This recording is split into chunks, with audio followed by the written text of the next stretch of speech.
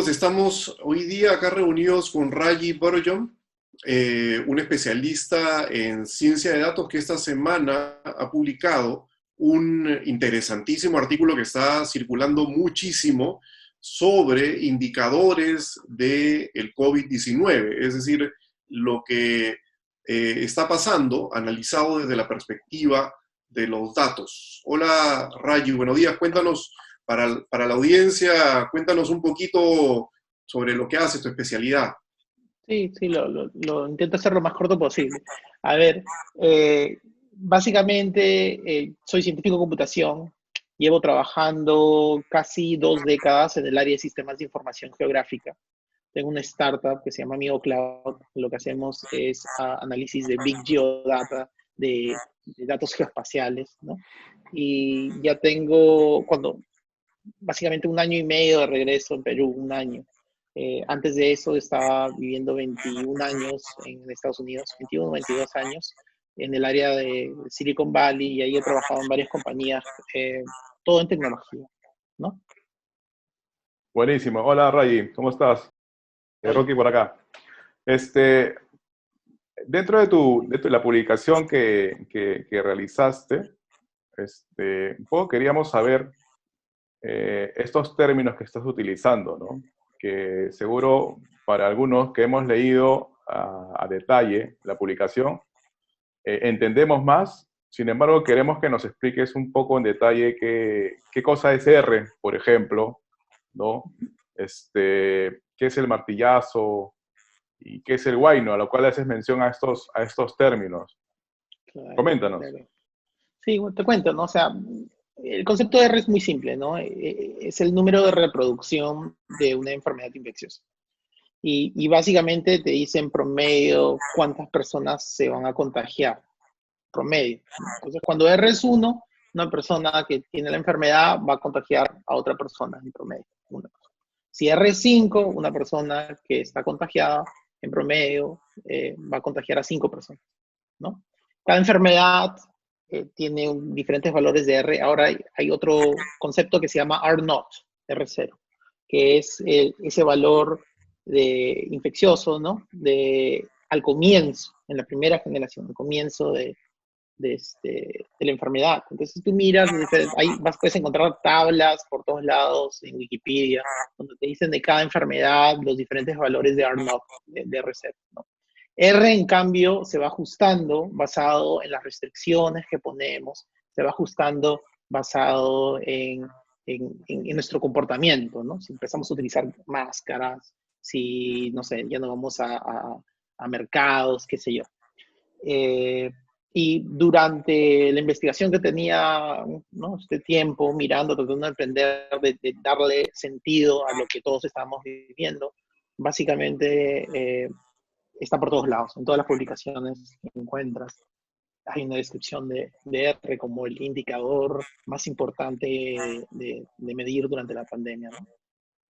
Ray, en el mundo de los startups estamos acostumbrados a hablar de la métrica estrella o el Star KPI, que es una métrica que consolida, o sea, te permite medir el resultado de los esfuerzos que se hacen en general, de las iniciativas que vas desarrollando, y que finalmente es donde tú puedes observar el resultado de todo esto y te va señalando hacia dónde vas yendo. Y muchas veces se recomienda descartar muchos otros KPIs o indicadores. ¿Tú dirías que el R es el indicador estrella de esta infección del virus? Yo diría definitivamente que sí. Mi opinión personal es que sí, ¿no? En startups, que estás mencionando eso, también tenemos el concepto de vanity metrics, ¿no? Que cuando uno trabaja en una startup y empiezas a crear tu dashboard con todas tus métricas, es muy fácil concentrarse en métricas que no son importantes, ¿no? Esas las flechitas que van hacia arriba, page views acumulados. ¿Para qué te sirve saber la cantidad de page views acumulados? No te sirve para nada, pero es una flechita hacia arriba, ¿no? Y se siente bien, ¿no? Y llenas todos tus dashboards con todas las flechitas que van de abajo a la izquierda, para arriba a la derecha, porque todo el mundo te dice que tienes que tener ese tipo de métricas, ¿no? Pero no te dicen nada, no te dicen dónde estás y no te ayudan a tomar una decisión de a dónde vas y qué es lo que tienes que hacer. Entonces, esas métricas se llaman vanity metrics. Lamentablemente, cuando yo estaba intentando comprender, ¿no? O sea, todos estamos encerrados, todos estamos en medio de este distanciamiento social obligatorio, ¿no? Y cuando yo intentaba entender dónde es de que estamos, cuál es esa métrica, cómo sé si nos va bien. Se murieron 1000 personas, ¿eso es bueno o malo? O sea, obviamente es malo, pero en comparación a lo que está pasando en otros países, ¿es bueno o malo, ¿no?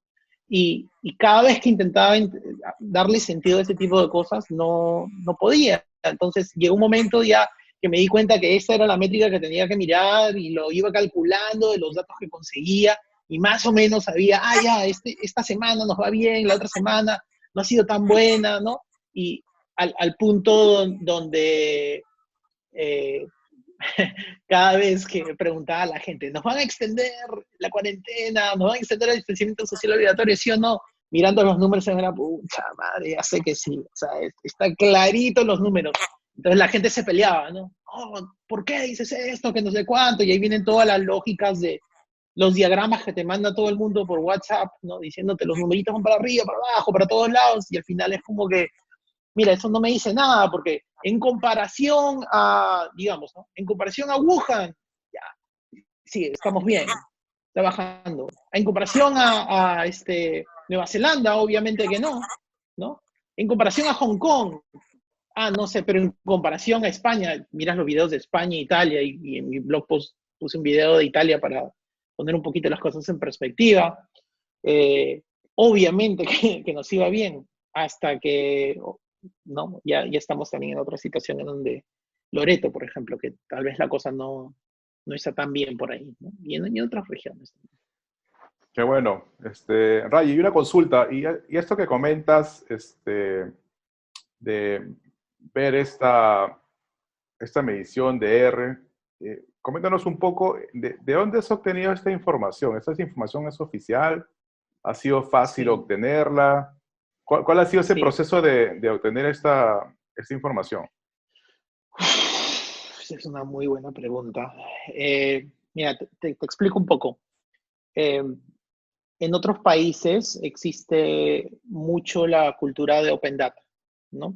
Cuando hablamos de Open Data, no estamos hablando necesariamente de que te estoy dando la información o te estoy publicando la información en un PowerPoint, un PDF o un dashboard donde no puedo extraer los datos. Sino cuando hablamos de Open Data, estamos hablando de publicar datos que pueden ser consumibles por una máquina, por un programa, ¿no? Un CSV, un archivo delimitado por comas o por tabs o qué sé yo, es suficiente para decir que tienes Open Data.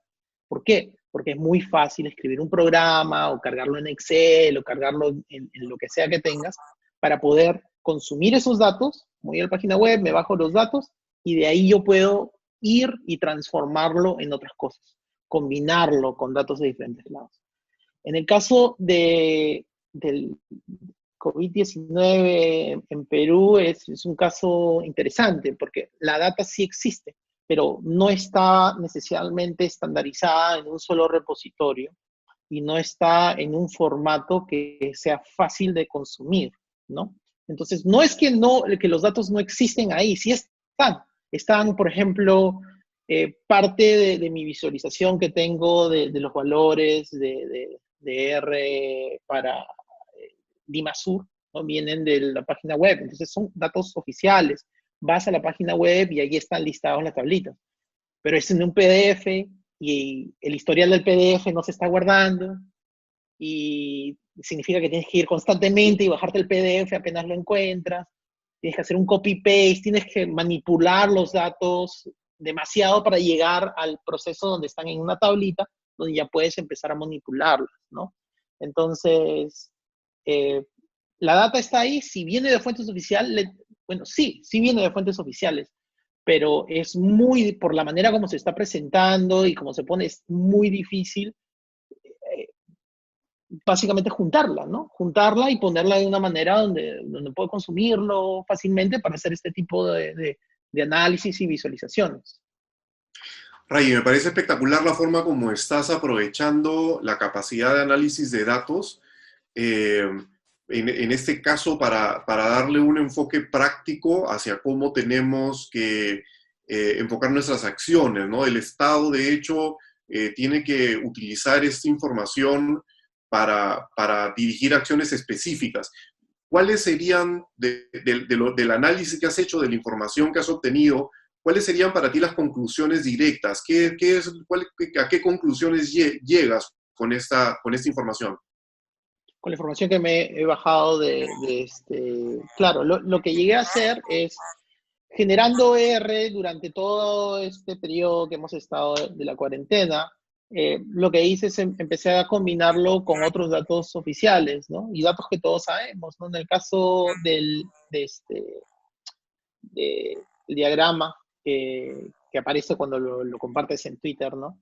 Eh, Simplemente lo que hice es agarré, después que tenía la curva de R, empecé a pensar, bueno, ¿cómo es que las fechas que han habido se miran dentro del mismo diagrama, empezando a mezclarlo, ¿no? Entonces agarro los datos, pongo exactamente las fechas donde se han expandido o se ha extendido la pandemia, ¿no? No la pandemia, sino el aislamiento social.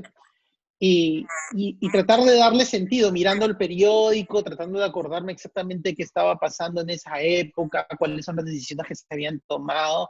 Y fue muy interesante, fue un proceso donde te empiezas a dar cuenta, a pesar que no tenías la data en ese momento o no la tienes en ese momento, te puedes dar cuenta más o menos cuál es el proceso que ha habido, que nuestros líderes han tenido para decidir, no si se extiende, si no se extiende, qué es lo que está pasando. Y esto solo es un indicador, ¿no? O sea, yo me imagino que hay unas cosas súper interesantes con mezclar otros datos, ¿no? La cosa es que yo sí a veces he reaccionado un poquito defensivo, ¿no? Porque los peruanos a veces somos por naturaleza un poco negativos, ¿no? Todo está mal, todo es terrible, todo es corrupción, todo, o sea, la parte negativa, ¿no? Y, y sabes que eso está basado a veces en ciertas cosas, que sí son verdad, ¿no? Pero también hay un montón de veces donde no es verdad y igual lo decimos que es así, ¿no? Entonces, no sé si en los foros que estábamos, ¿no? A veces la gente decía, todo está mal, todo está terrible, todo ha sido por gusto. Y tú miras la data y no es verdad, ¿no? O sea, sí, obviamente, el valor puede estar más abajo, tenemos que tener más restricciones, pero tú miras la curva está bajando. Entonces, ¿qué dices en ese momento? La gente va y hace un copy-paste de imágenes hacia arriba a la derecha, de los vanity metrics, ¿no? Quejándose que todo está terrible, pero la realidad es que mirando en la data, tú puedes interpretar, ¿sabes qué? Nos está yendo, en este periodo estamos haciéndola bien, en este periodo hemos hecho algo malo, ¿no? Y en tendencia en general, todo está bajando. Estamos donde tenemos que estar, no estamos donde tenemos que estar, pero sí estamos en la tendencia a la que tenemos que ir. Y la data no miente, ¿no? O sea, la data es apolítico, simplemente te dice lo que está pasando. Ya depende de cada persona de cómo lo quieren interpretar.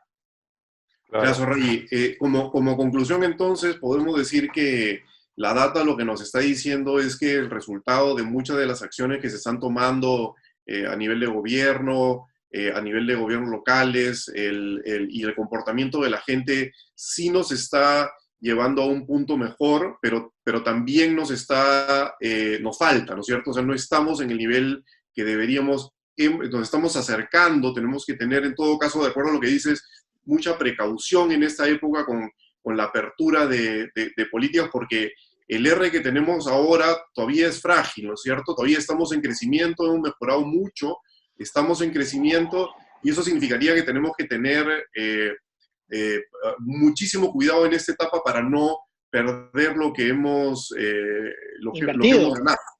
Invertido, ¿cierto? yo diría invertido, ¿no? Porque en el momento, o sea, siempre esa lucha con el R es, tú cuando le estás dando restricciones a personas, estás tratando de salvar vidas, ¿no?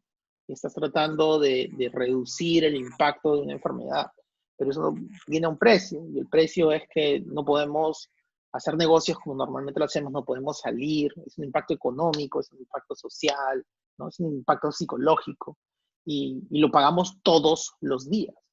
Entonces la pregunta es, o sea, las acciones que tomamos, vale, si el costo de lo que estamos pagando vale la pena, ¿no? Y yo pienso que hasta cierto punto sí, pero obviamente hay acciones, o sea, si yo veo a 5 o 6 personas en la calle desde mi ventana que están sin máscara, haciendo lo que sea, o entro a un mercado, no está seca, entro, entro a un mercado y veo a la gente que se está acumulando, me desespero, me molesto, ¿entiendes? Porque sé lo que significa, ¿no? Entonces, R como indicador de cómo están pasando las cosas es bacán, pero existe un montón de otros tipos de datos que podemos analizar que nos pueden ayudar para hacer como un data-driven approach para regularizar esta situación, ¿no? Como por ejemplo, hay análisis de GPS, hay análisis de datos que vienen de las compañías de telecomunicaciones que se pueden agregar y de manera anónima crear un análisis que te ayuden a ver los focos de infección, ¿no? Yo quiero ver un mapa donde me dice, oye, ¿sabes qué? No solamente tanta gente se ha muerto, tanta gente se ha recuperado, sino yo quiero ver mapas que me digan, ¿sabes qué? Esta zona es la zona de infección. No la zona donde están, todos hemos visto esos mapas que han salido donde dicen, mira, acá están todos los enfermos. Y tienes un mapa de Lima con todos los puntitos porque alguien se ha choreado, se ha robado los datos de algún lado donde no deberían robárselo y los han puesto todos en un mapa y dicen, mira, aquí están los enfermos. Pero eso es, digamos, aparte que está violando un poco la privacidad de las personas, ¿no?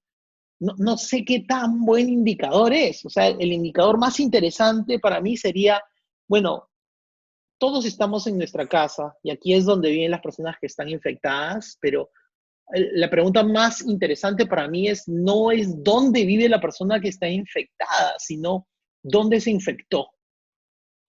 Porque el lugar donde se infectó es el lugar donde tienes que poner las restricciones más fuertes. En el momento que ya esté en su casa, se acabó, está enfermo, mañana se va a quedar en su cuarto, no va a pasar nada. Pero si sé dónde es que la persona se ha infectado, ya puedo crear unas normas más interesantes que me ayudan a reducir ese grado de infección. Y los datos para hacer ese tipo de análisis existen, ¿no? Yo imagino que debe haber un montón de gente que está haciendo análisis con ese tipo de cosas, ¿no? Y acá tocas un punto que me parece que es fundamental en lo que estamos conversando. Así como tú, que eres especialista en analizar datos, en procesar datos, científicos de datos existen en nuestra sociedad. Hay gente como tú, con muchas capacidades, que en este momento está trabajando y colaborando básicamente porque todos tenemos que apoyar en este movimiento, porque todos estamos finalmente jugando el mismo partido. La pregunta es, ¿cómo podría el Estado, que es el dueño de la información, cómo podría facilitar el trabajo de especialistas como tú? ¿De qué forma debería compartirse la información? ¿De qué forma debería publicarse la información para ser procesada? ¿Cuál es la mejor forma de ayudarte? ¿Cómo puede el Estado ayudarte a que puedas tener la data de la forma que la necesitas sin perder tiempo? Yo creo que hay 2 puntos ahí que podemos tocar, que son interesantes. El primer punto es el formato de la data, ¿no? O sea, porque existe un balance, ¿no? Existe un balance donde dices, primero para empezar, la data nunca está limpia. No importa en qué base de datos, en qué compañía estás, cómo le estás recolectando, no importa si eres Google o si eres, no sé, empresa chiquita, startup pequeña en Perú, ¿no? Como nosotros, o qué sé yo. Y la data siempre va a estar sucia de alguna manera. Entonces, a veces, en una organización, no estoy hablando del gobierno, estoy hablando de organizaciones privadas, públicas, lo que sea, ¿no? En una organización, a veces siempre existe un miedo de compartir tus datos porque las otras personas se van a dar cuenta de imperfecciones en tus datos.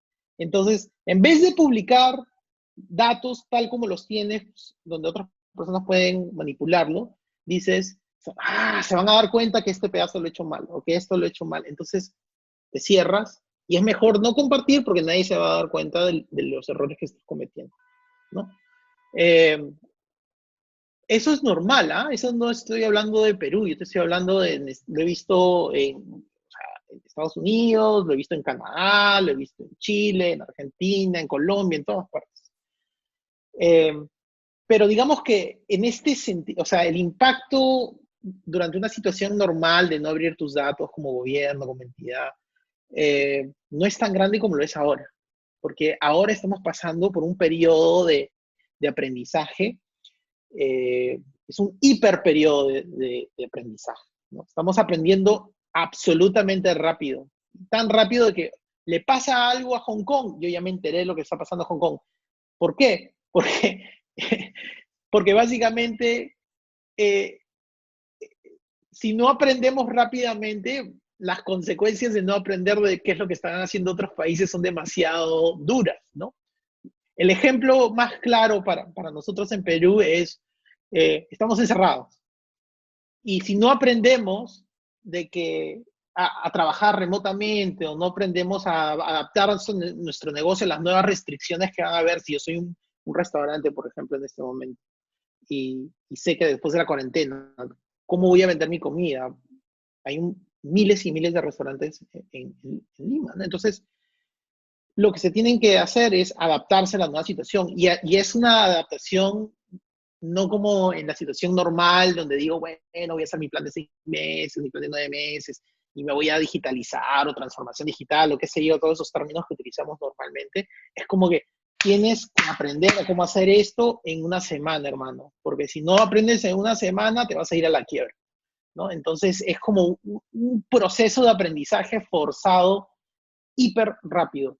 Open Data, lo que te ayuda en ese contexto, es de básicamente liberar tus datos y dejar que todas las personas que quieren aplicar otros modelos o combinarlo con otra data puedan hacerlo, ¿no? Entonces, si tú como institución, ¿no? O sea, gubernamental, o INSA, qué sé yo, entonces un ministerio, eh, no tienes que gastar constantemente en todo este tipo de pruebas y financiar absolutamente todo, sino en el momento que lo haces Open Data, sí, sí tienes que gastar para hacer esa investigación, pero van a haber otras personas que van a agarrar esos datos y van a empezar a combinarlos y van a crear modelos y de ahí pueden salir cosas interesantes, ¿no? Interesantes qué sé yo, una persona que está trabajando con la gente en Nueva Zelanda y directamente han sacado un nuevo modelo de predicción del COVID que tú como institución ni siquiera estabas mirando, pero porque pusiste esos datos como Open Data, este tipo ya ha agarrado esos datos, los ha combinado y los puede poner online y te puede darte esos gratis, ¿no? Eso solo sucede con Open Data. Y si no tienes Open Data, estás limitando toda esa capacidad de aprovechar del mindshare, ¿no? De todas las personas que están ahí. Y ojo que peruanos que trabajan en este tipo de cosas no solo están en Perú, o sea, hay bastantes que estamos aquí en Perú, pero, o sea, tenemos peruanos tú dime la empresa, ¿no? O sea, Google, Apple, Facebook, IBM, Intel, peruanos hay por todas partes, científicos, ¿no? Y Entonces, todos en esta situación queremos ayudar. Rayi, Sí, entonces podemos decir que el Open Data nos permite co-crear, ¿no? Entre varios profesionales, no solo en Perú, sino en todo el mundo, a poder buscar una solución y de esa analítica que ustedes, tú como profesional en ingeniería geoespacial y todo ello, de analizar los datos, nos puede ayudar, ¿no? En este caso al Estado en Perú. Rayi, quiero agradecerte, queremos agradecerte esta pequeña entrevista. Nos parece muy interesante el post que realizaste.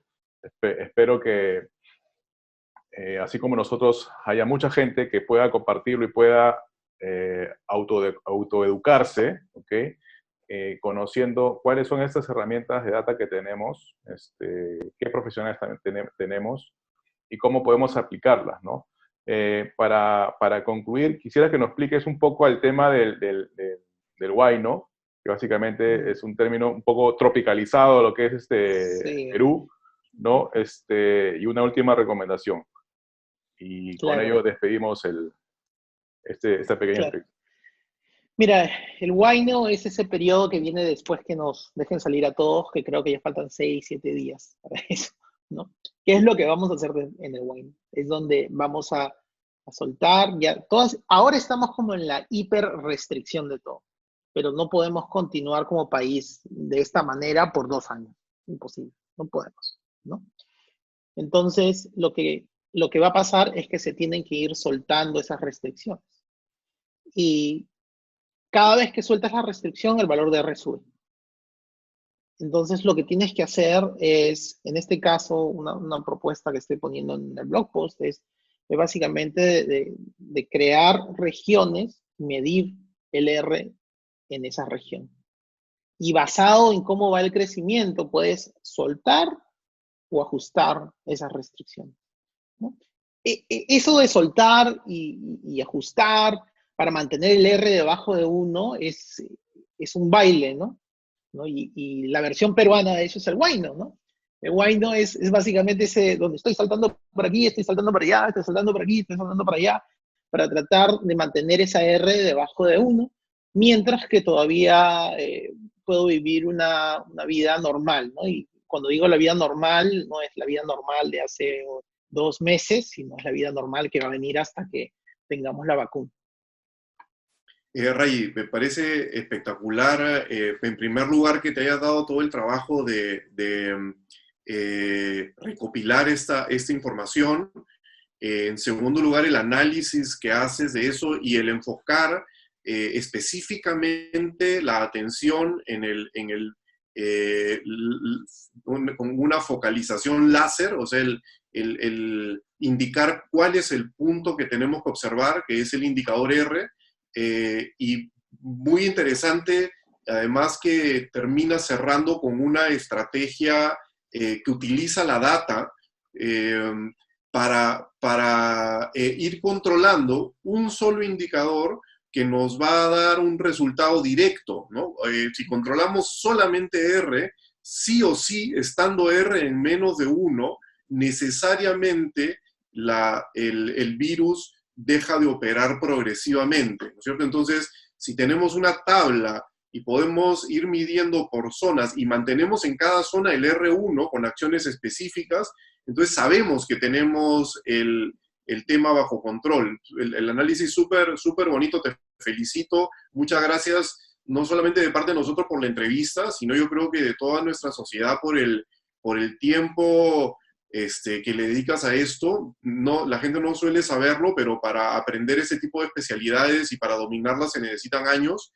Y yo sé que le has dedicado buen tiempo a recopilar la data, a procesarla y después a sacar una conclusión lógica de esto, ¿no? Así que muchas gracias por todo esto nuevamente, por todo el esfuerzo y esperamos tenerte más adelante en otra entrevista. Espero que en una situación más feliz, pero tu aporte Tradicional. sirve para ir hacia eso, ¿no? Sí, listo, gracias. No, un gusto y gracias por invitarme. Un saludo. Gracias, Ray. Hasta luego. Gracias, Ray. Chao.